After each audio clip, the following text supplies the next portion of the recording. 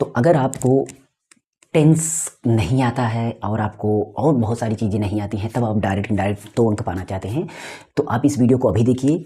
काफ़ी हद तक आप कर लेंगे। आप 80% समझ जाएंगे चीज़ों को, 20% आप नहीं समझेंगे वो अलग बात है, लेकिन आप अधिक से अधिक चीज़ें समझ जाएंगे कैसे आपको बदलना है। ध्यान देने वाली बात यह है कि आपको जब डायरेक्ट मिले तो आपको ध्यान देना है कि आपको सेड मिल रहा है कि सेड टू मिल रहा है। ध्यान देना, सेड मिल रहा है कि सेड टू मिल रहा है। अगर सेड मिलता है तो सेड को सेड में ही बदलिएगा, लेकिन सेड टू मिल रहा है ना, तो उसको आपको टोल्ड में बदलना है या तो आस्क्ड में बदलना है। टोल्ड में कब बदलना है? टोल्ड में आपको बदलना है जब आपका असर्टिव सेंटेंस रहे, यानी क्वेश्चन मार्क का सिंबल ना रहे, फुल स्टॉप रहे ना, तो टोल्ड में बदलिएगा। अगर क्वेश्चन मार्क रहे ना तो आस्क्ड में बदलिएगा। मतलब समझ रहे हैं, प्रश्नवाचक चिन्ह हो तो आस्क्ड में, और आपका साधारण वाक्य हो तो आपको किस में बदलना है? टोल्ड में बदलना है। बस 2 ही चीज़ पढ़ना है आपको। तो आप समझ गए, टोल्ड में बदलेंगे और आस्क में बदलेंगे। किसको? सेड टू को। कामा हटाने के लिए जब हम बोले हमने कि टोल्ड में बदलेंगे और कामा हटाने के लिए दैट का यूज करेंगे, लेकिन आस्क्ड में बदलेंगे तो आप कामा हटाने के लिए इफ लगाएंगे। ये चीज़ हो गया आपका। बस इतना पता है तो आपको ध्यान। और अगर जानते ही ना तो प्रेजेंट को पास्ट में बदलिएगा,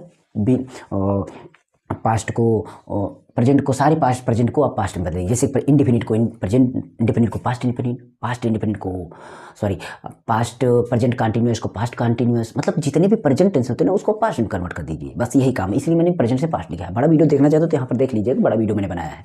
और विल को वुड में, कैन के कुड में, अगर आपको आई दिख रहा है, यू दिख रहा है ना, तो आपको ही सी में बदल जाएगा। मैं एक नॉर्मल तक वी को दे और my, now then, here there, today that then बदल लेंगे। ए आपका आता नहीं है। और अगर आपके ईज एम को आपको वाज में बदल देना, ईज एम को वाज में और आर को वर में बदल देना है। हैज हैव आ रहा है तो उसको हैड में चेंज कर देना है। अगर डू और डज आ रहा है उसको डिड में चेंज कर देना है। यहाँ पर चेंज कर देगा, क्योंकि ही सेड है, सेड को आपको सेड ही रहने देना है, लेकिन चेंज करना है। बीच में डैट लगाया मैंने, राम को ईज आया तो वाज में बदल गया। बाकी सारी चीज़ें वही है, फुल स्टॉप लगा देना, कामा हटा देना। उसके बाद यहाँ पर देते हैं सेड टू है, सेड टू को बदल देना है टोल्ड में, आपको सब रहना है। कामा हटाया, दैट लगाया, कामा हटाया गया है, यहाँ पर दैट लगा हुआ है, यहाँ पर देख सकते हैं। उसके बाद यहाँ पर एक बात और देखते हैं, सब कुछ वैसे रहेंगे। मैं इसे छोटे लेटर में लिख दूंगा कामा हटा करके। उसके बाद आर है तो आपको वर में बदले, वर हो गया, चीटिंग हो गया, वर्सेस खत्म हो गया।